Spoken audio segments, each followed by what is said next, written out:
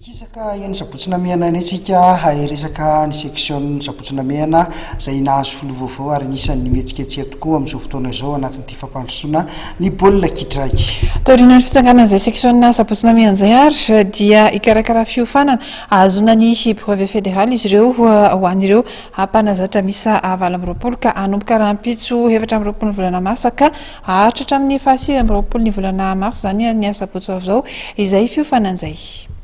Vola tetiandro izay tao niveau section ny baolina kitra ho anivon'ny sabotsina mena amin'ny fahadimy volana avril zao moa nanomboka ny toam-pilalaovana zany nefa dia niaingana amin'ny fampanofanana ireo mpanazatra eo anivon'ny section ka iara-miasa amin'ny ligue Analamanga sy ny fédération de football kitra malagasy izay ampanofana mpanazatra misy 20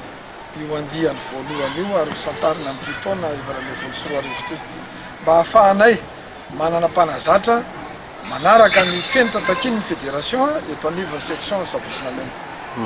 Eo amin'izay le hoe mahakasika ny baolina kitra eo sabotsina mena amin'ny ankapobeny maro ny mpilalao nivoaka tao tamin'ny fotoan'androny somary lefilefilazy izay manahoana ny baolina kitra sabotsina mena amin'izao amin'ny ankapobeny. Izay indrindra no anisan'ny mahatonga izay hoe mamolavola mpanazatra zany aloha mba ahafahana maki tombony traikefa. Eo ihany koa ny fitazanan'ireo zaza tanora sy ireo le andriambavilanitra ao anivon'ny commune mba hamezana lanitra izay tontolon'ny baolina kitra izay fa mahazo matoky ny mpilalao baolina kitra fa hanana anjara toerany ny baolina kitra eo anivon'ny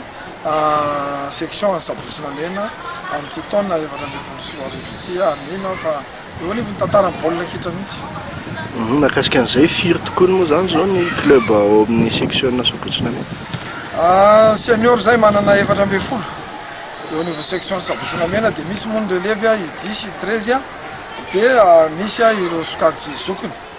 izay anomboka aoriana ny fahadimy volana avril ihany koa ny sokajy zokiny eo amin'ny baolina kitra.